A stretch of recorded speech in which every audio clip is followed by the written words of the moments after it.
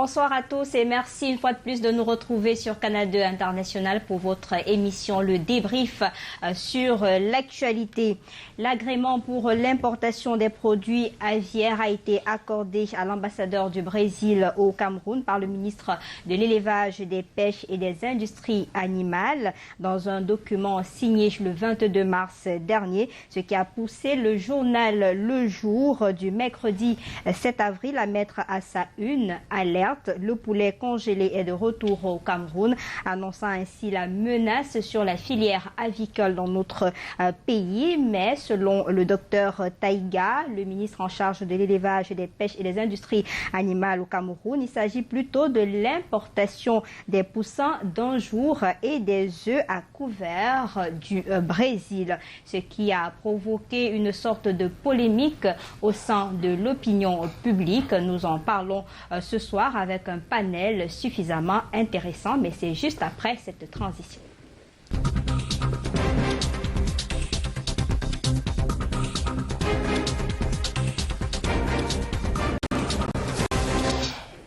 Sur ce plateau, des experts pour nous accompagner dans le décryptage de cette actualité.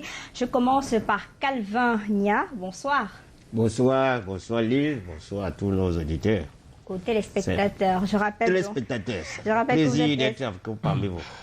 que vous êtes expert judiciaire en droit de la consommation, mais la casquette qui vous sied le plus ici ce soir, président de la Chambre nationale des consommateurs du Cameroun. Bienvenue sur notre plateau. Alors je commence par une question. Le poulet se fait de plus en plus rare dans les marchés. Le constat a été d'ailleurs fait dans un reportage signé sur Canal 2 International, notamment dans la ville de Yaoundé.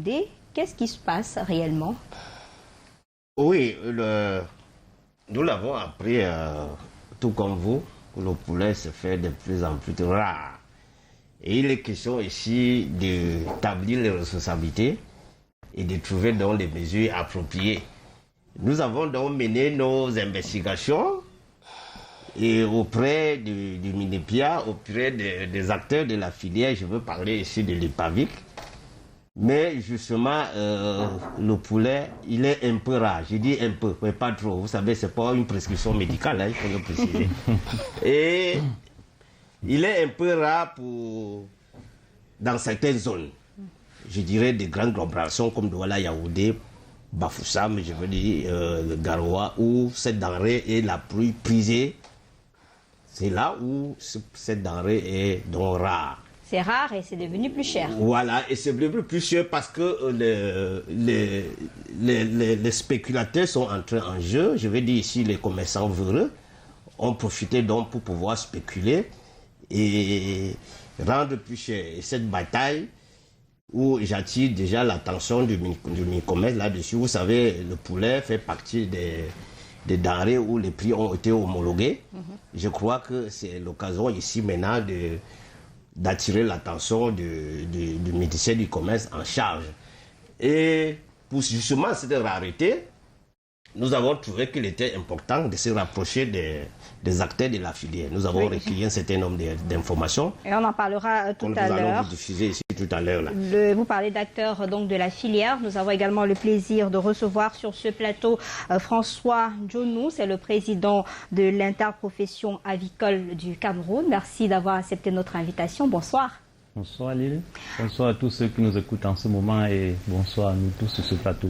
Merci d'avoir retardé votre vol pour venir sur le plateau de Canal 2 International. Dans une de vos sorties, vous avez précisé que le Cameroun n'est pas engagé sur le chemin d'un retour des importations du poulet congelé tel que mentionné dans les différents journaux et dans les réseaux sociaux. On est curieux de savoir à quoi découle finalement cette notion d'importation de produits et sous-produits aviaires au Brésil, pour planter déjà le décor. Oui, merci madame pour cette question. Je pense que c'était bien que je passe ici pour clarifier la situation. Parce qu'en fait, il y a une lettre du ministre de l'Élevage et des Pêches des Industries animales qui fait beaucoup de polémiques en ce moment. Beaucoup de polémiques parce que je pense que les gens interprètent très très mal ces lettres. Déjà que cette lettre n'était pas destinée au grand public. Mais avec les réseaux sociaux aujourd'hui, ça va, c'est tellement rapide. Hein. Voilà, elle va très vite. Il y a quelqu'un qui n'a pas été assez prudent et qui a balancé cette lettre sur les réseaux sociaux et tout le monde... En réalité, il y a beaucoup de gens de toutes les façons qui interprètent très très mal cette lettre. Elle n'est pas destinée à ceux qui importent des poulets congelés. Ou bien elle n'a pas été faite pour qu'on importe des poulets congelés. C'est très important de préciser ça. Merci, on reviendra sur cette problématique tout à l'heure. Paul-Joël Kamchan, bonsoir. Bonsoir Lille, merci une fois de plus pour votre invitation. C'est un plaisir de vous avoir également ce soir. Vous êtes secrétaire exécutif de l'Association pour le développement intègre et la solidarité interactive. On vous a d'ailleurs vu dans cette actualité. Votre première réaction au regard de toute cette polémique, c'était quoi ? Alors, je voudrais bien préciser que je suis là en tant que secrétaire exécutif, vous l'avez dit, mais pas de l'organe fêtière qui est à DC, mais plutôt à DC Farm, qui est plutôt une initiative de la maison mère, qui est plus à développer des initiatives dans le cadre de l'élevage et de l'agriculture. Ben, écoutez, moi, je suis davantage intéressé à voir toute la polémique qu'il y a autour de la lettre, le contenu, la réaction des publics qui ne sont pas des publics cibles, au regard de la réaction du président de l'IPAVIC autour de cet art. Mais je veux dire en réalité, lorsque vous analysez le contenu, vous comprenez tout de go qu'il est assez technique et il manque beaucoup plus d'éléments de compréhension pour ceux qui ne sont pas du secteur, pour mieux comprendre en réalité que, en réalité, le ministre qui a signé cette lettre était dans une posture à la fois politique et diplomatique, mais qu'il y a encore des éléments qui manquent. Parce qu'en réalité, pour qu'on arrive à cet aspect d'importer, il y a d'autres paramètres qu'il faut mettre en jeu, tels que par exemple des paramètres de conformité. Il y a d'autres administrations qui doivent intervenir, à l'instar de la Nord, du ministre du Commerce, et toutes ces administrations qui devraient intervenir pour qu'on puisse justement aboutir à l'importation dont il est question sur les réseaux sociaux, pas dans le courrier du ministre, parce que là, il faut faire une différence entre ce qui est écrit par le ministre et la compréhension qu'on a du commun des mortels sur les réseaux sociaux. Et je crois savoir que c'est ça en réalité qui envenime la situation. Et la particularité des réseaux sociaux, c'est que les utilisateurs ont tendance à retenir ce qu'il y a de négatif plutôt que ce qu'il y a de positif. Merci pour ce premier jet. On plante le décor donc avec ces propos, vous l'avez d'ailleurs mentionné, du ministre Taïga. Je peux préciser ici juste un bout. Dans le cadre du développement de la filière avicole camerounaise et la diversification des fournisseurs d'intrants, j'ai l'honneur d'accepter l'importation de produits et sous-produits aviaires du Brésil. Ça, ce sont les propos du ministre Taïga. Ces propos qui ont pratiquement s'aimer la confusion au sein de l'opinion publique, on l'a d'ailleurs dit, et qui parle, chacun a interprété, d'un retour du poulet congelé au Cameroun. François, c'était ça le message principal? En fait, oui. Et ce message est destiné au gouvernement brésilien. Ça, il faut le préciser. C'est pas, je l'ai dit tout à l'heure, ça n'a pas été destiné aux agriculteurs ou aux importateurs de poulet congelé. Le ministre dit très bien qu'il a l'honneur d'accepter.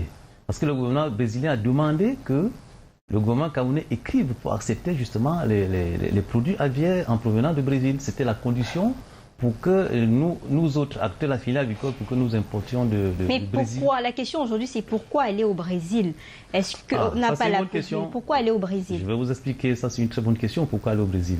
On va au Brésil, pourquoi? Parce qu'en fait, vous savez, le président l'a dit tout à l'heure qu'il manque de poulet sur le marché, comme vous l'avez dit vous-même. Il manque de poulet. Il manque d'abord de poulet, pourquoi? Il manque de poulet parce que depuis, en réalité, mars 2019, vous savez, le monde entier vit une crise, la crise du Covid. La crise du Covid. Avec cette crise, beaucoup de compagnies aériennes qui nous approvisionnaient en produits aviaires avaient cessé même les activités. Et en plus de ça, déjà à partir de ce moment, nous, on n'était plus capable d'importer des œufs à couver ou même des reproducteurs. Et après, cela vers le mois de novembre, il y a eu une vague de grippe aviaire en Europe occidentale. Cette grippe a été amenée par des oiseaux migrateurs. Ces oiseaux qui vivent souvent dans des zones froides, donc ils sont dans le nord. quand au début de l'hiver, les oiseaux descendent en Europe occidentale. Presque chaque année, ces oiseaux descendent. Donc il y a eu, ces oiseaux sont arrivés donc, dans des pays fournisseurs, des principaux pays fournisseurs de produits aviaires au Cameroun, et ont disséminé la grippe aviaire. À partir du mois de novembre jusqu'à l'heure actuelle, ces pays ont encore ces grippes. Alors nous avons décidé qu'il fallait être prudent. Il fallait tout faire pour ne pas avoir ces grippes au Cameroun. Et pour le faire, on a décidé donc de ne plus importer des produits des pays qui sont donc infectés par la grippe aviaire. Donc ces pays sont, si vous voulez, la France, Belgique, Hollande, Allemagne, et ainsi de suite. Alors, et la question de savoir comment faire pour résoudre le problème actuel de pénurie de poulet s'est posée. Alors, il fallait donc aller vers des pays qui sont indemnes de grippe aviaire. Voilà comment on a recherché dans des pays, on est tombé sur le Brésil qui est capable de nous fournir tout ce dont nous avons besoin. Donc c'est quand même le 3e pays producteur de volailles dans le monde. Donc voilà comment nous nous sommes retournés vers le Brésil. Alors, Paul Joël, depuis plusieurs années déjà, le ministre, le Cameroun a interdit les importations des poulets congelés. Il fallait donc prévoir de soutenir la production locale pour qu'on n'ait pas de pénurie sur le marché. Exactement, c'est la réaction que je voulais avoir quand j'écoutais le président de l'IPAVIC parler tout à l'heure. C'est-à-dire, quand vous vous rappelez de la dernière fois qu'il y a eu une polémique au sujet des poulets congelés, ça fait pratiquement 10 ans. Nous étions autour des années 2008-2009 en réalité. Donc en réalité, quand le gouvernement l'a interdit, en réalité, le vœu en ce moment, ou alors ce qui avait été promis, c'est d'aider les producteurs locaux à développer la filière avicole. Mais quand j'écoute le président de l'IPAVI encore, ça me rappelle et ça montre en réalité les faiblesses des politiques publiques en matière de développement de la filière avicole. Parce qu'entre 10 ans, vous vous rendez bien compte que rien n'a été fait dans ce sens. Le président dit, et je parle à sa décharge, c'est qu'on dépend encore de l'extérieur. Il faut importer les œufs, il faut importer les reproducteurs et consorts. Pourtant, entre-temps, sur place, nous qui faisons nos premiers pas, on a quand même de petites initiatives qui visent justement à juguler cela. Mais en réalité, il n'y a pas comme une sorte d'accompagnement public. Pour ce qui est des politiques publiques mises en place, vous avez comme l'impression qu'en réalité, il s'agit d'un réseau de petits copains. Les financements, par exemple, qui sont mis en œuvre, c'est des financements destinés au public camerounais. Mais combien sont ces Camerounais qui peuvent accéder à ces financements? Vous avez le Prodel, au ministère du Minepierre, vous avez également des différents programmes et projets dans ce sens. Et tenez-vous tranquille, même au niveau des intrants, le maïs qui est un élément de base, il y a de cela à peine 3 semaines que je faisais une fourniture pour les animaux en brousse. Rassurez-vous, je me suis retrouvé en train d'acheter le kilo de maïs à 250 francs. Il y a un mois, ça coûtait beaucoup moins. Prenez le cas, par exemple, du maïs que vous aurez au sous-quartier comparativement au maïs qui vient de l'extrême nord et qui est stocké au niveau du marché central. Il y a toute une polémique, toute une spéculation autour de ce maïs qui en réalité est l'élément de base, l'élément central dans la nutrition de ces animaux. Donc, pour me résumer, je suis très content d'entendre le président parler. Il a dit exprès, on dépend carrément de l'extérieur. C'est dit en réalité que les politiques publiques dans ce sens ont littéralement échoué. Pour autant, est-ce qu'on va se réveiller pour revoir tout cela? Là, c'est peut-être la question qu'il faut se poser. Calvenia, on écoute ces propos sur le plateau. Aujourd'hui, la belle excuse, c'est le coronavirus. Il y a la grippe aviaire, comme si avant, il n'y avait pas cette problématique-là. Pourquoi est-ce qu'on ne peut pas travailler sur nos intrants, même ici au Cameroun, pour éviter aujourd'hui de nous balancer que la crise, tout le monde, c'est le mot de passe, hein, il y a la crise du Covid, il y a eu la grippe aviaire. Pourtant, ça fait des années, avant il n'y avait pas la crise, mais on avait toujours ce problème de dépendre toujours de l'extérieur quand on voudrait être un pays indépendant. Oui, voilà. Vous faites bien de vous poser la question de savoir que est-ce qu'avant, qu'est-ce qui a été fait? Et justement, lorsque quelqu'un tombe, il ne faut pas toujours voir là où il est tombé, regarder là où il a glissé. C'est pourquoi nous avons dit, je dis dans mes propos liminaires qu'ici, il faut établir les responsabilités. La responsabilité même d'abord des pouvoirs publics et la responsabilité des acteurs de la filière, la responsabilité même des consommateurs. Il faut dire la vérité. Chacun a une part de responsabilité là-dedans.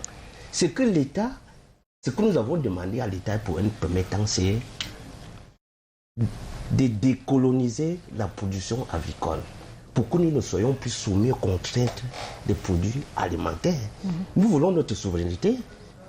Vous imaginez encore un produit, un pays émergent comme le Cameroun, avec tout ce que nous avons comme potentialité. Qui a besoin des poussins brésiliens. Nous avons besoin des poussins brésiliens. Alors que nous avons des acteurs de la filière qu'il faut seulement encourager, donner des subventions aux petits agriculteurs qui sont là. Les éleveurs, ils sont là, ils vont nous faire la part des choses. Aujourd'hui, on nous dit que c'est les poussins d'un jour, c'est les anciens. Les œufs à couvert. Les œufs à couvert. Je vous rappelle que tout est parti de 2006. Le Minepia avait signé une lettre pour interdire les poulets congelés. Et tout partait de pas parce que la production nationale était en baisse. Et les Camerounais étaient en forme de malbouffe. C'est-à-dire on bouffait tout ce qui venait. Je passe sous le contrôle des experts qui sont là aussi. Qu'est-ce qu'il fallait donc faire?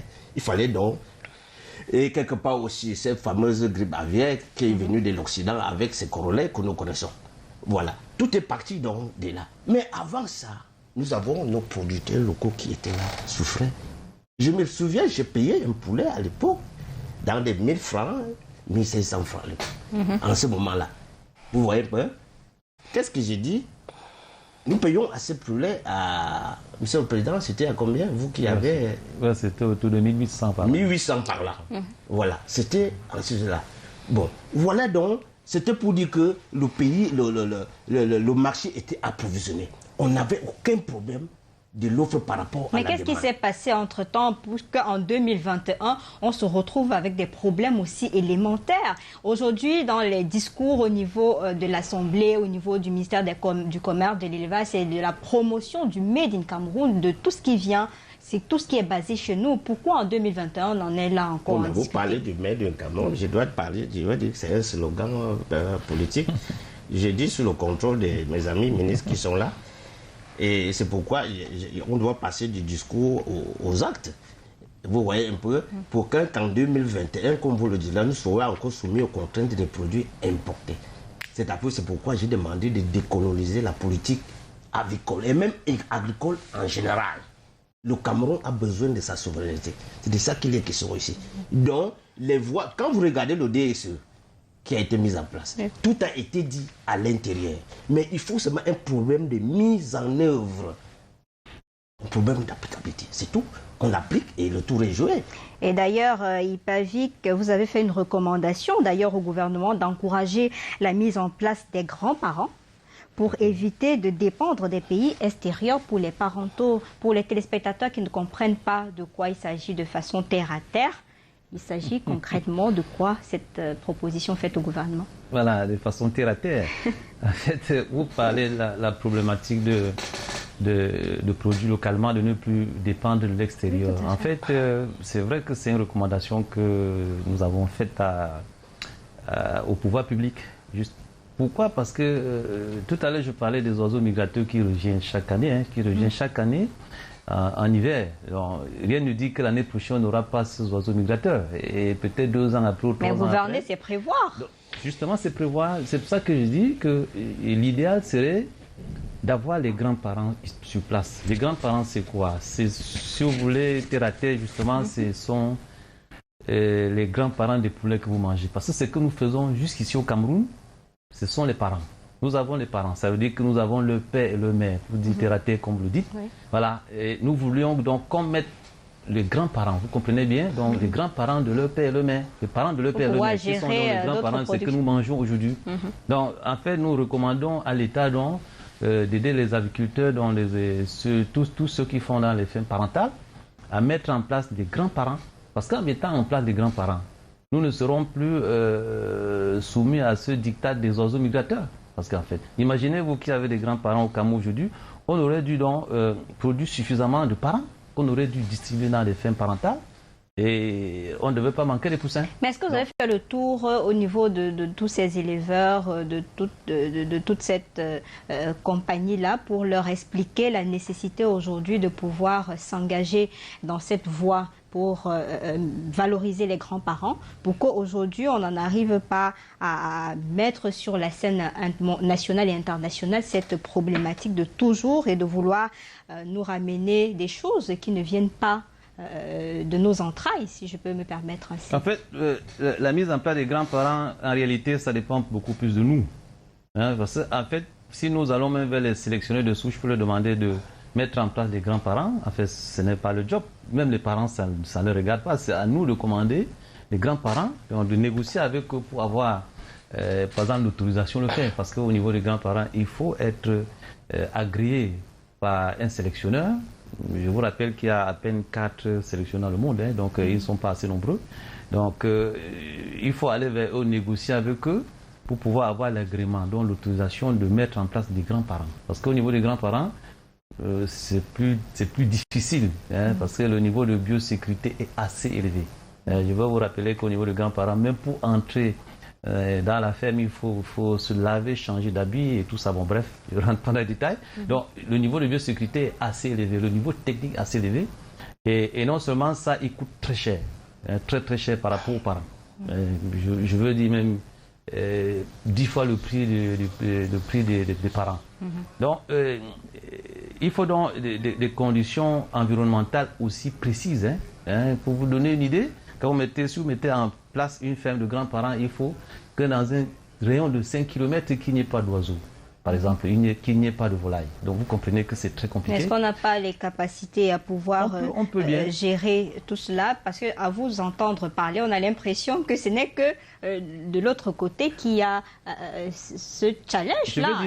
Je veux dire que le gouvernement, c'est pour cela qu'il demande que le gouvernement accompagne les acteurs.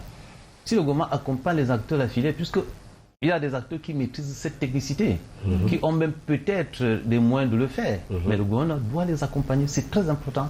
Parce qu'en fait, remplir toutes ces conditions, même seulement l'environnement, ce n'est pas évident pour un individu, en réalité.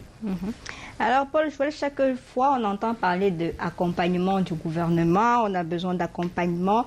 Est-ce qu'il ne faudrait pas des ondes de choc pour permettre à ce gouvernement-là de comprendre l'urgence? Parce qu'on vous dit aujourd'hui qu'on a besoin, la filière avicole au Cameroun, c'est environ 300 milliards par an et ça emploie près de 110 000 personnes. Et aujourd'hui, on a du mal véritablement à nourrir notre population. Est-ce qu'il ne faudrait pas l'onde des chocs de ces éleveurs, de tout ce secteur avicole, pour signifier au pouvoir public qu'il y a véritablement un souci et qu'il faut le résoudre? Parce que chaque année, on vient sur les plateaux, on dit on a besoin de l'accompagnement, on a adressé le courrier, comme dit Pivac a adressé le courrier. Ça ne suffit pas.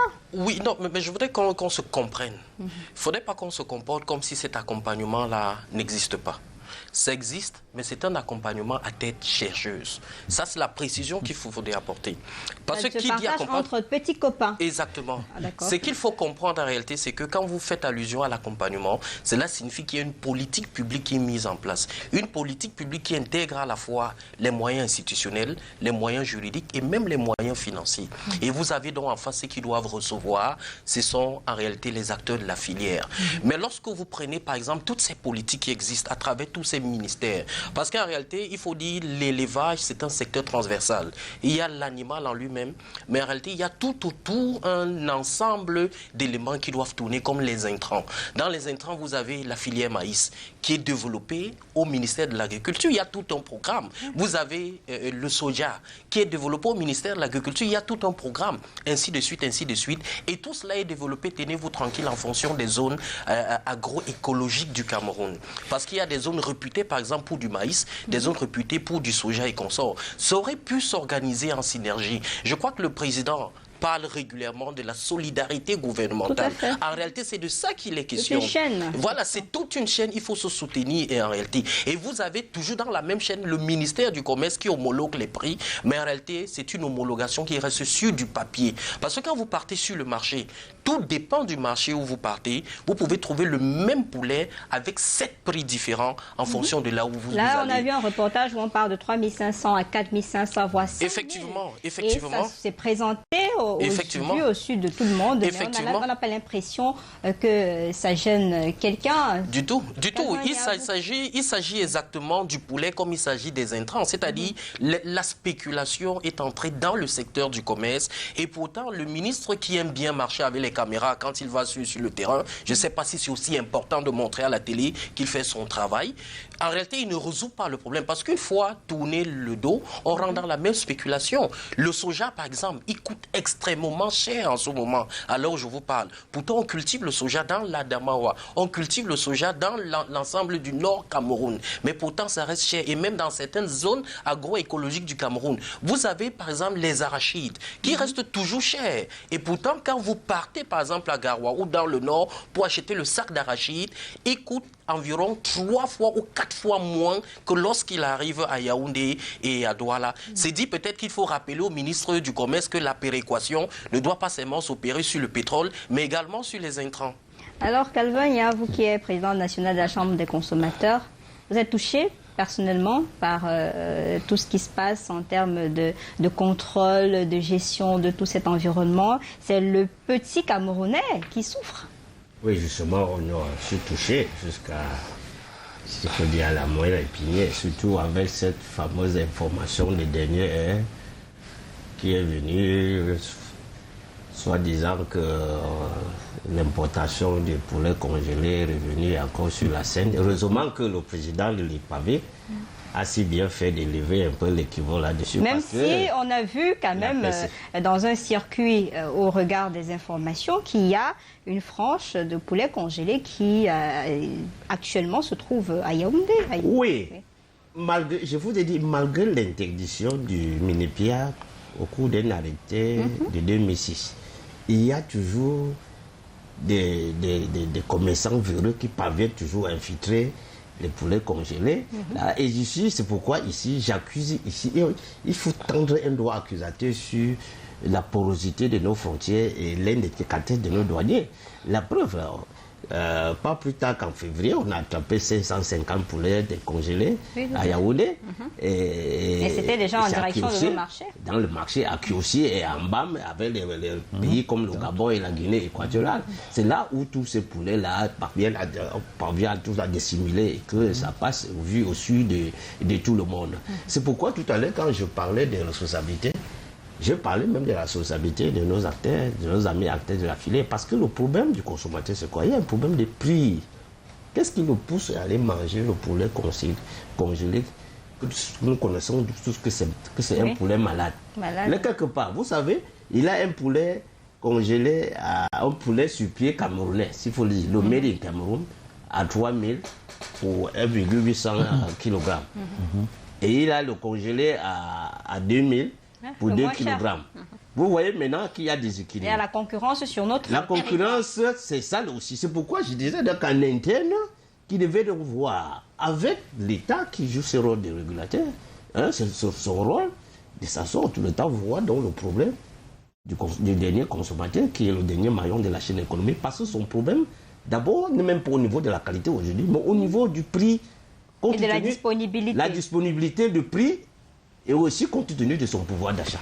Avant de poursuivre cet échange, on va aller à la réalisation avec Colin Sowon-Chuan, puisque nous avons eu le plaisir de rencontrer Louis-Marie K2, c'est le membre de l'Association citoyenne de défense des intérêts collectifs, présentement à Marois, dans l'extrême nord, où il fait pratiquement 43 degrés. Il profite pour interpeller les pouvoirs publics à mettre les moyens pour permettre aux producteurs de satisfaire la demande. On l'écoute.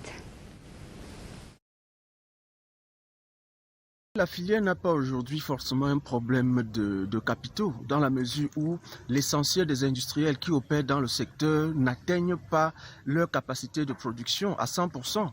Nous avons aujourd'hui les industriels qui tournent autour de 60% des entreprises qui tournent autour de 60% de leur capacité de production. Ce qui veut dire qu'il y a encore à faire, il y a encore beaucoup de terrain, il y a encore beaucoup de marchés à gagner. Si on dit qu'au Cameroun, la demande tourne autour de 105 000 tonnes par an et que l'on ne produit qu'environ 60 000 tonnes par an, cela signifie qu'on a plus de 40 000 tonnes encore de marché à conquérir. Donc, il y a du terrain. Tout ce qu'il faut aujourd'hui, c'est simplement que l'on mette sur pied des mesures incitatives pour donner une bouffée d'oxygène aux industriels et faire en sorte qu'ils produisent mieux sur le territoire national. C'est c'est tout. Pour vous donner une figure, si le GICAM dit que la pression fiscale sur les entreprises au Cameroun aujourd'hui c'est 57,7%, c'est trop. Il faut essayer de faire en sorte que l'on se retrouve dans la moyenne.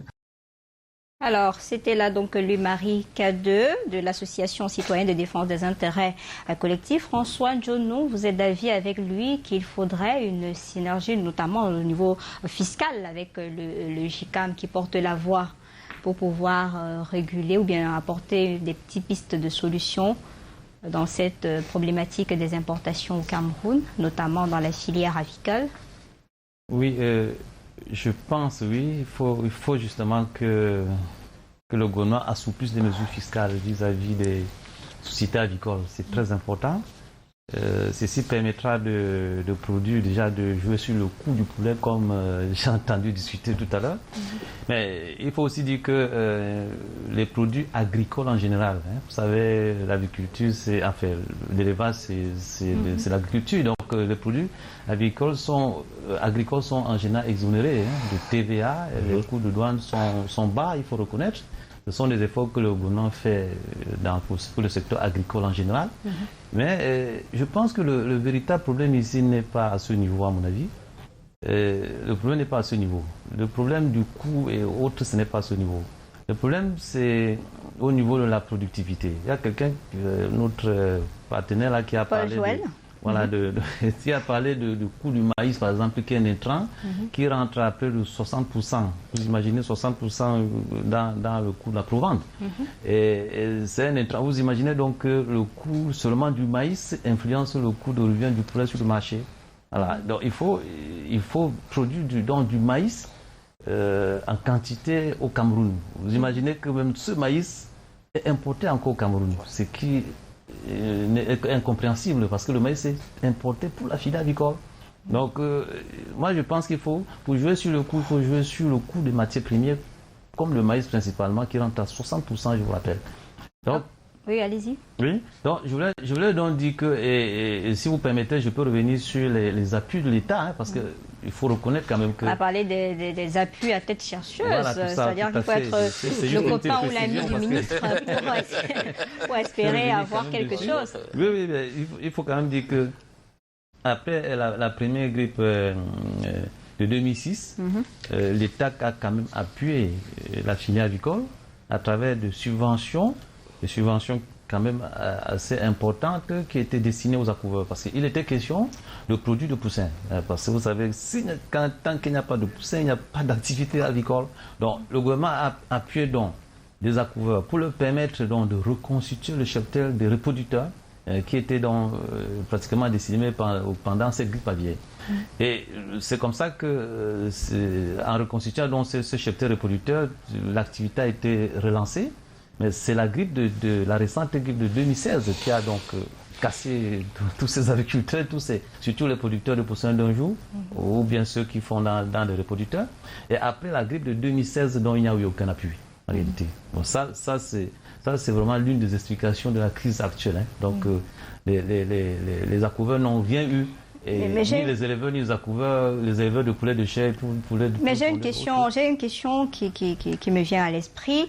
Quand on va du côté du Brésil, ça nécessite un coût important, c'est-à-dire prendre ces poussins pour amener au Cameroun, déjà couverts pour amener au Cameroun, c'est plusieurs millions de francs CFA. Tout à fait. Pourquoi ne pas donc prendre cet argent et investir là, au sein de notre communauté? Ça c'est une question. Écoutez, on va au Brésil. Parce qu'on a vu, excusez-moi pour renchérir, on a vu la dernière fois qu'on a amené des vaches au niveau du Nord, il y a eu ce coup de gueule. Des producteurs de cette partie du pays vous dire que voilà, on a dépensé énormément d'argent. Pourtant, on aurait pu infiltrer cela au niveau du Cameroun et permettre à ces Camerounais-là de pouvoir résoudre ce problème, de toujours aller dire que l'on a besoin de ci, c'est insuffisant, il faut aller chercher là-bas. En fait, vous posez là-bas même, je pense, même deux problèmes. Pour parler, par exemple, des vaches du Nord en quelques secondes. Donc, les vaches du Nord, ce sont les Montbéliards qu'on a fait venir au Cameroun pour booster la production du lait. Donc, ce sont des vaches qui viennent donc améliorer la productivité, donc améliorer donc la production du lait au Cameroun, en fait. Voilà le but de ces vaches. Mais dans la filière avicole, ce n'est pas le même cas. Dans la filière avicole, il s'agit de résoudre un problème ponctuel. Le problème de poulet sur le marché. Donc, il n'y a pas ce... Dans la filière avicole, on maîtrise les techniques de production de facouver. Donc, on maîtrise les techniques de conduite d'élevage des reproducteurs. Donc, ce problème ne se pose donc plus. Je vous ai dit tout à l'heure que le gouvernement a subventionné l'importation des reproducteurs au Cameroun un moment. Donc ici, en ce moment, il manque de poussins, enfin il manque de poulets, donc il manque de poussins. Il faut résoudre ce problème. Voilà, en attendant... Mais on dépense combien? C'est estimé à environ à combien pour faire venir les poussins? En fait, j'ai dit que pour revenir à cette lettre, la lettre ouvre les portes du Brésil aux investisseurs locaux, c'est-à-dire aux acteurs de la filière avicole. Il leur revient d'importer donc les œufs à couvert du Brésil. Ce n'est pas le gouvernement qui doit mettre l'argent dans ce sens. J'espère que c'est précis. Oui, c'est précis. On comprend que chacun va se battre. Hein, Paul Capitran, oui, puisque la demande nationale en poulet se situe autour de 60 millions. Aujourd'hui, on est à peine 20 millions. C'est très insuffisant. Et on demande à ces producteurs qui ont déjà du mal même de se débattre pour aller rechercher cette voie déjà ouverte au niveau du Brésil. Non, sauf qu'il faudrait peut-être rappeler au président de l'IPAVI qu'en réalité, dit que ce n'est pas l'État qui doit le faire, c'est ceux de la filière qui doivent le faire. Il ne faudrait pas qu'on perde de vue en réalité que ceux de la filière exercent une portion des prérogatives de l'État qui est satisfait ou alors assurer la sécurité alimentaire. Et que quand un pan comme celui-là vient à manquer, le gouvernement qui a su l'autorité de l'État devrait pouvoir mettre les moyens en jeu pour taire cela. Parce que voyez-vous, le poulet, ça reste, ça rentre dans la catégorie de ce qu'on appelle les denrées de première nécessité. Quand vous voyez, oui, dans les voilà et tout, vous voyez par exemple que pour le poisson, il y a quand même un mécanisme qui est mis en jeu pour satisfaire la demande, même si jusqu'à présent, on regrette voilà, justement et tout ce qui se passe. Donc en réalité, c'est pour dire que ça peut arriver. Et je crois qu'il a expliqué, et c'est un peu en contradiction avec ce qu'il a dit en début de propos, c'est que avoir les grands-parents coûte extrêmement cher. Et c'est donc à ce niveau qu'on attendrait l'État, par exemple, pour appuyer les Montbéliard auxquels il faisait allusion. On a un de nos collaborateurs, Ngaoundéré, qui a fait une enquête qui a prouvé effectivement que c'est 3 fois la production du lait avec les animaux locaux. Ce qui en réalité est un début de solution parce qu'en réalité, on ne va pas passer tout le temps à importer ces vaches pour augmenter la quantité de lait. Mais il faut trouver une solution sur place pour avoir nos propres vaches, oui, qui peuvent justement avoir de lait. Et c'est exactement le même schéma qu'on a sur tout ce qui est produit de première consommation. Que vous preniez le riz, que vous preniez le poisson, que vous preniez le maïs, le soja et consorts, on dépend exclusivement de l'extérieur. Et en réalité, c'est un très grand danger à la fois pour l'économie et même pour la stabilité sociale du Cameroun parce qu'en réalité, ça prouve la faiblesse des politiques publiques en matière de satisfaction de la demande locale. Or, vous avez des tracteurs qui sont payés à coups de milliards.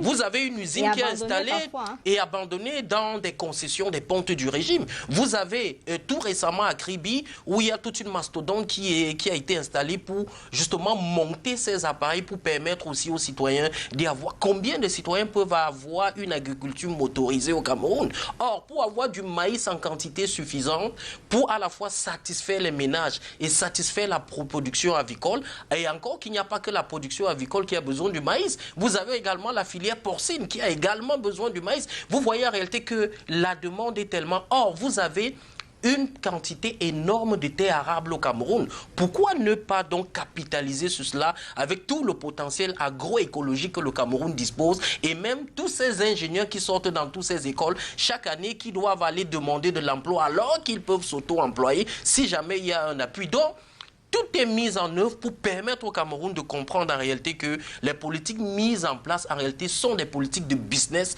plutôt que de politiques de satisfaction sociale. Ça, il faut le dire clairement. Calvania, quand on écoute ce développement, c'est vrai, on pense que c'est un combat qui a été mené d'ailleurs par Bernard Djonga, de regretter mémoire aujourd'hui, qui demandait à tout prix que nous soyons autonomes dans plusieurs secteurs. Pourquoi est-ce qu'une filière qui brasse quand même 300 milliards de francs CFA, qu'on soit aujourd'hui sur un plateau ou bien dans l'opinion publique à se demander qu'est-ce qui ne marche pas, nos producteurs pleurent, il y a des polémiques sur poulet congelé, pas congelé. Pourtant, ce n'est pas une filière de francs. C'est quand même une filière qui brasse énormément d'argent. Oui, justement, cette filière brasse énormément d'argent. Mais pour qui? Cette filière brasse énormément d'argent. Est-ce que c'est pour le consommateur lambda? Vous faites bien de penser à Bernard Djonga, pas de regretter mémoire, mais de glorieux mémoire. Parce que ce monsieur a mené un combat, reconnaissons le paix à son âme aujourd'hui. Et ensemble, nous avons travaillé dans cette bataille qui aujourd'hui encore, je dirais que c'est une bataille qui a été abandonnée en cours de chemin. Regardez, suivez aujourd'hui les propos des acteurs de la filière. C'est les mêmes suggestions, c'est les mêmes problèmes chaque année. C'est les mêmes problèmes. C'est pourquoi je dis toujours que tout ce qu'on va dire ici, il faut énormément une politique. Il faut une politique du gouvernement dans cette domaine d'incitation sur le plan avicole. Vous voyez un peu, la souveraineté alimentaire que nous détenons aujourd'hui, nous réclamons encore, est encore ce bon bout de chemin-là que nous cherchons encore à pouvoir convaincre. Là. Nous avons encore ce problème. Aujourd'hui, on nous parle de poulets, qu'ils soient congelés ou non. Il y a des moments où nous disons aux citoyens lambda que si ce n'est pas une prescription médicale, prenez le plan B. Ne riez pas, madame. Vous n'êtes pas obligé de manger du poulet à tout moment. C'est de ça qu'il est question aujourd'hui.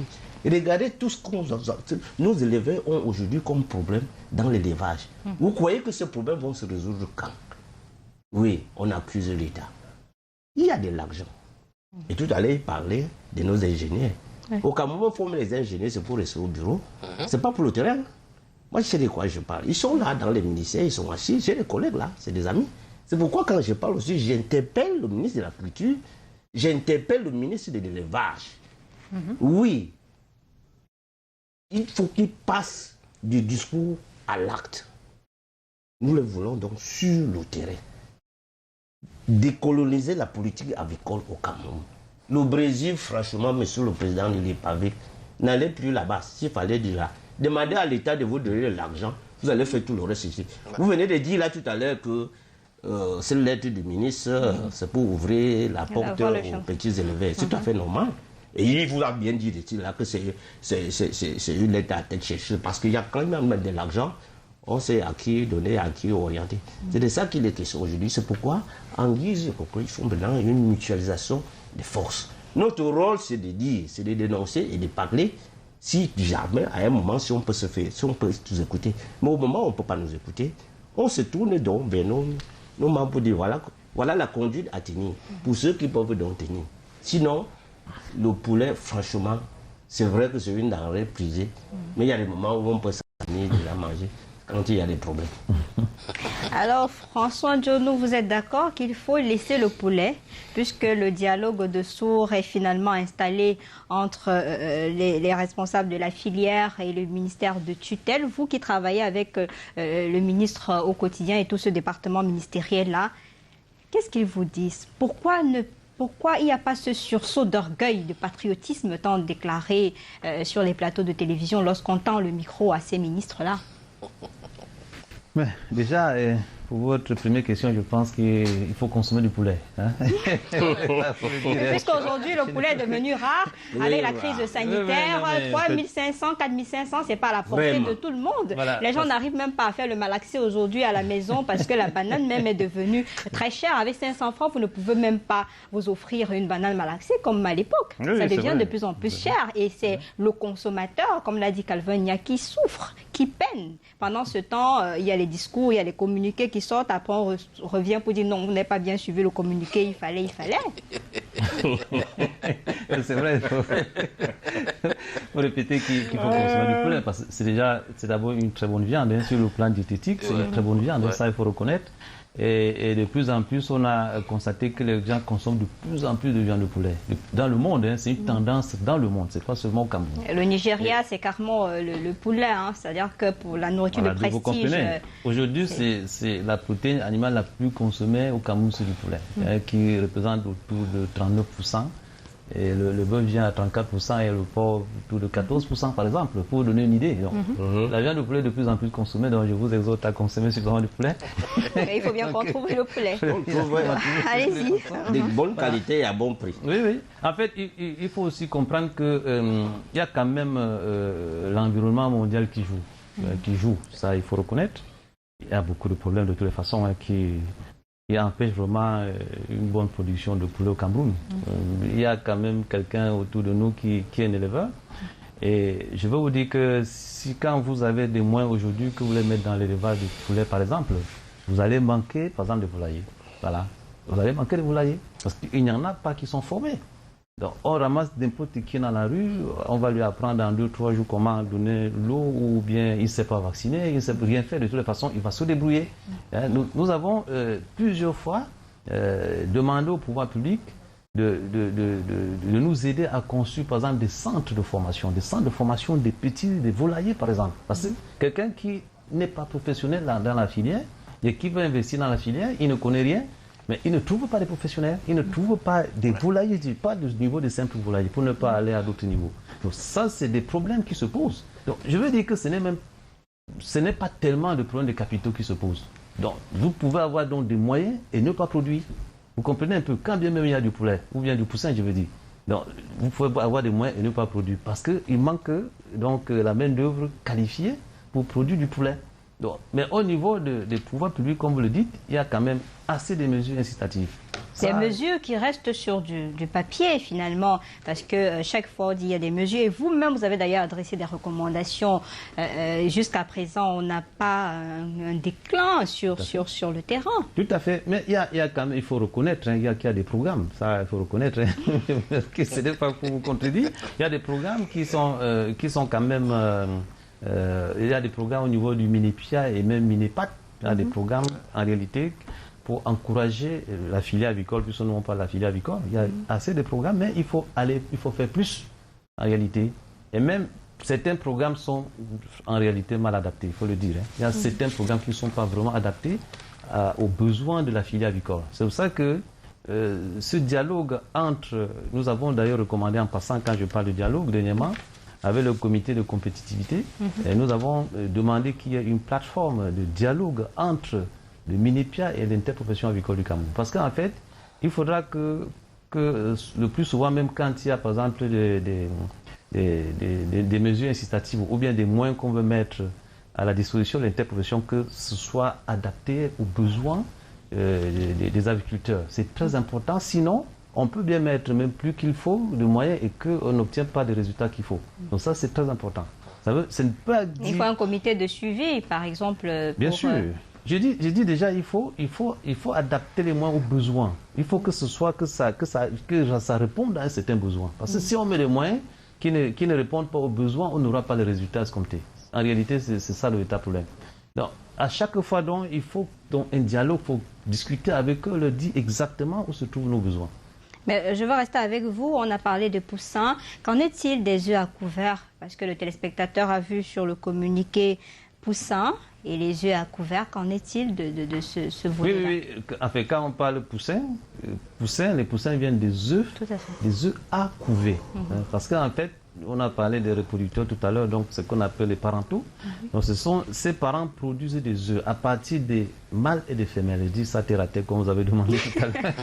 C'est à partir des mâles et des femelles que nous mettons dans nos fermes parentales.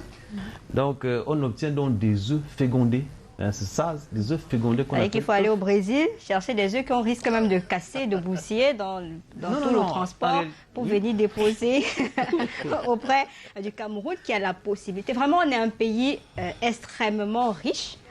Et aujourd'hui, on se demande finalement...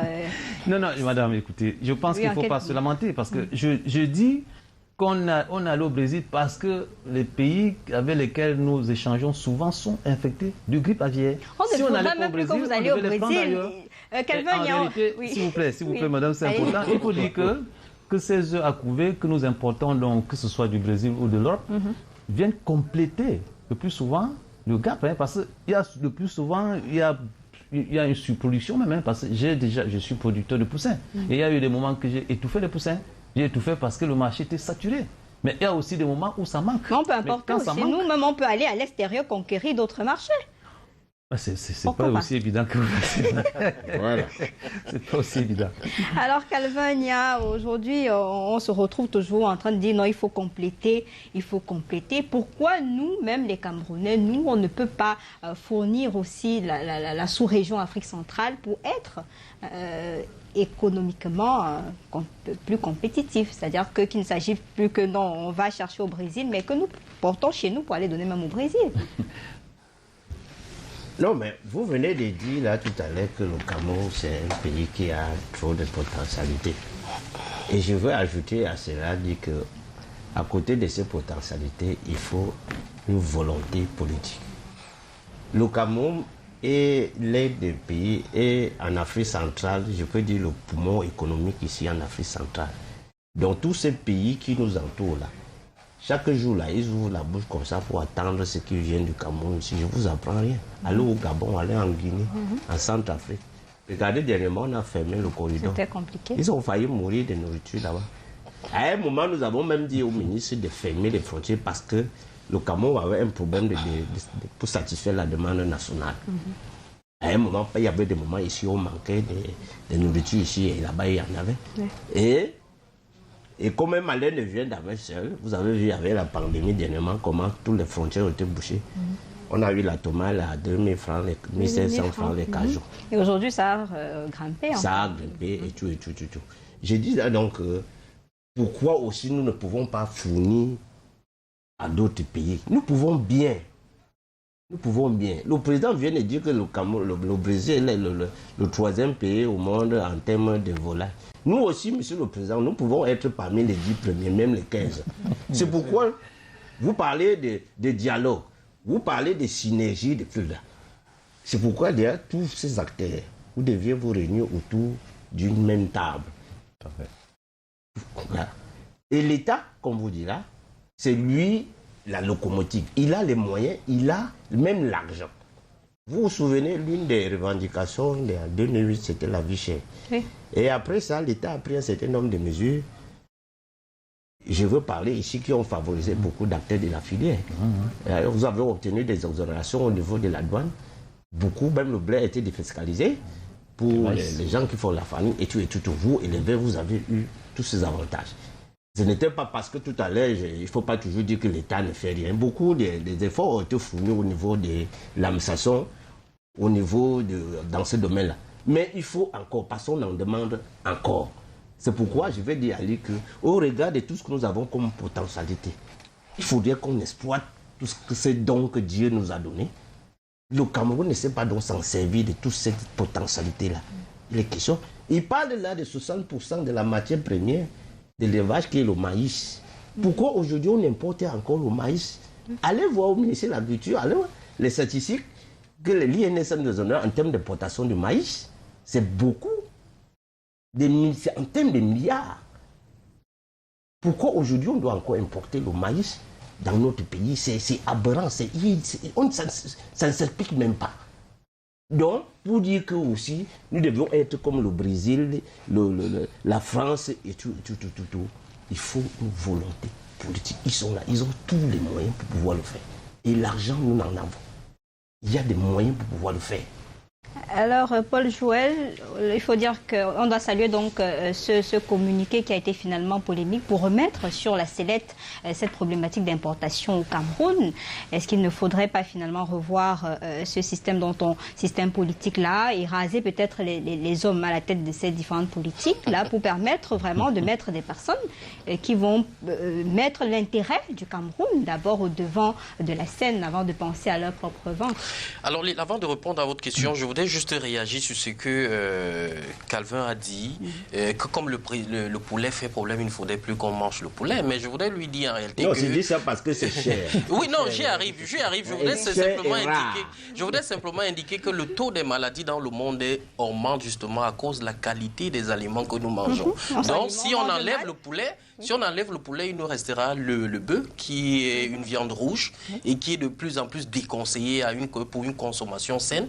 Le poisson, vous l'avez dit, le maquereau, qui était considéré comme le poisson des pauvres. À l'époque, il faut avoir un porte-monnaie solide pour s'acheter un kilo de maquereau. Oui, je vous assure. Des poissons, il faut au moins 3 000. Et même le poisson qui est produit localement, les silures par exemple, vous pouvez trouver une silure, une seule fait 1 kilo, ça va chercher dans les 4 500, 5 000. Or, avec 1 000 francs, vous pouvez manger du poulet. Avec 500, vous pouvez manger du poulet, indépendamment des parties. Parce qu'il y a ceux qui produisent et qui vont jusqu'aux découpes. De telle sorte que vous pouvez avoir les cuisses à part, les ailes à part et consorts. Et puis, c'est une viande, comme le président a dit, diététiquement, c'est une viande très conseillée parce que ça relève de la viande blanche et qui est beaucoup conseillée pour la santé. Revenons donc à ce que vous avez dit en réalité. La suggestion que vous avez semblé me faire et que vous voulez que j'endosse en disant qu'il faut qu'on rase tout le monde. Mais en réalité, c'est un problème systémique. C'est-à-dire, vous allez raser dans le secteur avicole. Pensez qu'il y a aussi la filière maïs. Au ministère de l'Agriculture, vous avez des coordonnateurs qui gèrent des budgets en termes de milliards et qui se passent les projets aux copains, aux amis et consorts, alors que les vrais producteurs qui en ont besoin sont là. Mais c'est pour ça qu'il faut davantage conseiller les producteurs. Nous, par exemple, l'option qu'on a choisie, c'est de prendre des grandes surfaces sur lesquelles on développe du maïs pour justement nourrir nos animaux et éviter de trop dépendre. Parce que quand vous vous rapprochez de l'IRAD, par exemple, qui a tout un programme de développement du maïs hybride, où on vous dit par exemple qu'un hectare vous permet d'avoir 7 à 8 tonnes, vous voyez, c'est déjà très important pour des producteurs qui doivent faire par exemple 1000 poulets. Et je crois que... Sauf que les produits de l'IRAD, quand vous allez sur le terrain, vous vous rendez compte qu'on récupère ces produits-là, ça prend directement la route de l'extérieur. Oui, mais je ne vous apprends même pas que pour acheter à l'IRAD, il faut avoir les godasses, comme on dit. C'est-à-dire, vous pouvez arriver, on vous dit qu'il n'y a pas du maïs, mais si vous connaissez un tonton à l'intérieur, il va voir son collègue qui peut vous donner 1, 2, 3 kilos. C'est-à-dire, c'est un problème systémique, exactement comme je vous ai dit. Nous, par exemple, à notre ferme de Dibombari, ce qu'on fait, on a lancé 1 hectare de maïs et on s'arrange à ce que le maïs soit récolté en juillet. Et en juillet, on relance encore pour être récolté en fin septembre. Ça fait en réalité qu'on aura autour de 12 tonnes de maïs. Mais comment vous faites avec la saison qui devient de plus en plus variante, où on ne maîtrise plus le système, notre climat finalement? Est-ce que vous en sortez quand vous décidez donc de vous prendre en charge en attendant qu'il y ait une lune qui vienne du régime en place pour faciliter votre travail? Qui ne risque rien à rien. Toujours est-il que vous n'allez pas complètement perdre. Et on fait confiance aux ingénieurs avec lesquels on travaille. C'est simplement pour vous dire, ce sont des solutions qu'on essaye de développer pour ne pas trop dépendre de la spéculation du marché. Parce que vous avez l'IRAD. À quoi c'est l'IRAD? L'IRAD, en réalité, en tant qu'institut de recherche, est là justement pour cela. C'est-à-dire que les Camerounais devraient savoir qu'il y a cette institution auprès de laquelle ils doivent se rendre pour avoir ne serait-ce que du maïs pour pouvoir satisfaire une partie de la demande. C'est-à-dire que si vous avez au moins 14 tonnes par an et que vous devez encore acheter sur le marché, maintenant, en ce moment, ça devient comme un complément. Et ça fait en sorte que vous ne dépendiez complètement pas. Et puis, il ne faudrait pas perdre que le maïs, en réalité, c'est l'élément essentiel. C'est l'élément central aussi bien pour le porc que pour les poulets. Et donc, il faut bien trouver des stratégies pour y arriver. Et je crois qu'il y a des terres arables. Si vous allez dans des zones comme dans le Mungo, vous avez des familles qui mettent les terrains en location, qui peuvent vous permettre. Et là, je vous assure, le coût de la location est tellement bas que si vous investissez, vous n'allez pas perdre. Alors, il faut bien y penser. Et avec des ingénieurs, on développe donc maintenant un système de séchage et de conservation qui permet justement au maïs de garder tous ces nutriments justement pour ces animaux. Ça vous évite par exemple en ce moment de prendre du maïs que des gens ont cultivé dans des conditions tout à fait douteuses. Parce qu'il y a aussi avec des produits toxiques et puis vous allez donner à vos animaux et puis vous allez vous rendre compte en réalité que vous n'avez pas le rendement escompté si vous suivez avec une chair qui n'a pas de goût finalement. Voilà, ainsi de suite. Donc, il faut vraiment, au-delà de demander au gouvernement d'aller un peu plus, il faut aussi réinventer, par exemple, les approches et les méthodes, par exemple. Il ne faudrait pas dépendre complètement de tous les intrants sur le marché, quoi. Donc, il faudrait un peu développer autour de soi d'autres approches qui vous permettent de, ne serait-ce qu'avoir des stocks qui vous permettent d'amortir la pénurie et quand il y a sur le marché. François Ndiaye, vous avez suivi le développement de Paul Joël, vous qui êtes le président de l'interprofession avicole du Cameroun. Est-ce que vous échangez au quotidien? Est-ce que vous organisez des rencontres avec ces éleveurs, ces producteurs pour leur dire exactement qu'est-ce qu'il faut faire, comprendre même la nécessité aujourd'hui de s'investir totalement pour éviter à un certain moment qu'on ne se retrouve dans des cas de pénurie, de spéculation? Oui, je ne sais pas si vous voulez dire s'investir dans la production peut-être des intrants comme... Pourquoi par exemple des intrants ou même alors développer d'autres activités autour pour nous éviter, peut-être on a parlé tout à l'heure des poussins, des œufs et tout, donc échanger vraiment avec ces producteurs-là pour que certains même puissent sortir leur génie, parce qu'il y a peut-être des génies qui sombrent en ces producteurs-là qui ne savent pas exactement quoi faire. Il faut des séminaires de formation, des recyclages, des échanges même. Oui, en ce qui concerne la formation, oui, l'IPAVIC fait des formations, on fait des formations aux aviculteurs et nous avons d'ailleurs même signé des conventions avec certaines organisations extérieures, en l'occurrence la FISA au Maroc, où c'est moi qui ai signé ces conventions, où on a déjà fait voyager, je crois, 3 vagues d'éleveurs qui sont allés se former à Casablanca. Il y a une formation bientôt en cours qui sera adressé donc aux éleveurs camerounais dans des différents domaines, toujours par la FISA. Et même au Cameroun, nous organisons des séminaires de formation régulièrement pour les entretenir et pour les former pour qu'ils réussissent bien dans leurs activités. Et pour revenir un peu au problème de tout à l'heure, produit, je vois mal un aviculteur fait tout, hein, je veux dire, produire des intrants qu'il doit utiliser lui-même. Hein, à un moment, on est obligé de faire être 5 en 1 parce que l'environnement ou le contexte ne nous permet pas de pouvoir... Quand nous avons parlé beaucoup du cas du Brésil, qui produit moins cher, hein, c'est le Brésil qui produit, qui a d'abord un indice de consommation le plus bas et qui produit c'est-à-dire le poulet à un coût de revient le plus bas. Donc même le fa couvé le plus bas, si vous voulez, donc dans le monde aujourd'hui. Le Brésil exporte des poulets congelés, même en Europe, hein, un peu partout, donc vous savez, parce que le coût de production est bas. Il est bas pourquoi? Parce que justement le gouvernement brésilien, je crois que c'était peut-être sous Lula, le président Lula, ils ont beaucoup investi dans l'agriculture, en l'occurrence le maïs, les tutos de soja. Donc ils produisent suffisamment de maïs à un coût très bas. Donc imaginez donc, je sais plus le cas du maïs tout à l'heure, un intrant qui entre à 60%. Vous imaginez que quand vous diminuez le maïs même de 10%, vous imaginez le coût, l'incidence sur le coût de revient. En plus de ça, il y a le soja qui rentre autour de 20%, par là, autour de là, quelque chose comme ça. Donc le Brésil a beaucoup investi sur l'agriculture. Donc à mon avis, c'est le gouvernement qui doit le faire. Parce que vous ne pouvez pas trouver quelqu'un qui est en train de faire l'élevage, qui est d'ailleurs compliqué, ce n'est pas évident. De faire l'élevage, il faut bien suivre, il faut maîtriser la technicité et tout. Et il laisse l'élevage pour aller faire, par exemple, dans la production du maïs. Dans la production du maïs, c'est très complexe aussi. Produire du maïs, si vous voulez, oui. Oui, on est déjà presque vers la fin de ce programme. Je voudrais rester avec vous pour conclure ce programme. La filière avicole aujourd'hui est menacée. Vous qui êtes dans le secteur, vous repartez d'ailleurs auprès de ces producteurs. Vous leur dites quoi ce soir? En quelques mots, un message pour tenir et rester debout en attendant que la manne tombe du ciel. Voilà, je leur dis de garder le courage et qu'ils ne soient pas inquiets par rapport à cette lettre du ministre qui fait polémique. Et que d'ici peu, dans tous les cas, je pense que les poussins vont revenir sur le marché. Du Brésil?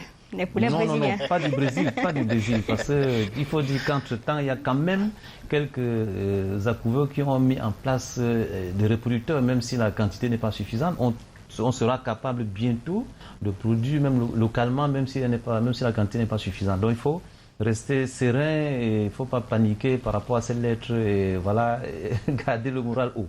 Calvin, à vos consommateurs qui attendent désespérément le poulet sur les marchés et dans le ménage? Oui, je dois leur dire qu'au sortir de cette rencontre, je dois simplement dire que ils n'auront pas de poulet à la sauce brésilienne, contrairement à ce qui a été dit. Parce que, personnellement, je venais ici pour lancer le mot d'ordre par rapport à la consommation de poulet congelé.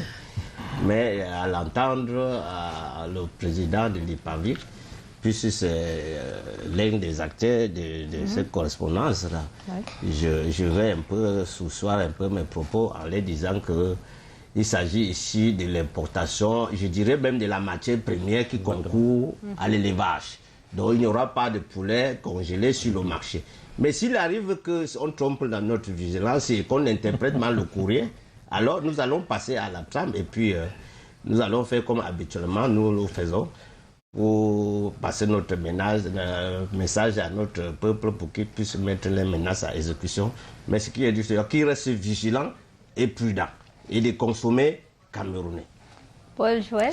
Oui, non, je voudrais seulement rappeler au président qu'en réalité, c'est une question d'organisation. Il faut bien aller au-delà. Je suis d'avis avec lui que c'est très compliqué, mais ne perdons pas de vue qu'il y a aussi de la ressource. Les ingénieurs qui font dans l'élevage et les ingénieurs qui font dans l'agriculture, il faut bien faire ça. Et puis, je voulais d'ailleurs lui rappeler, lui qui prend l'exemple du Brésil, pour dire en réalité que je suivais un documentaire récemment où la structure qui avait développé le maïs en réalité avait aussi un côté élevage.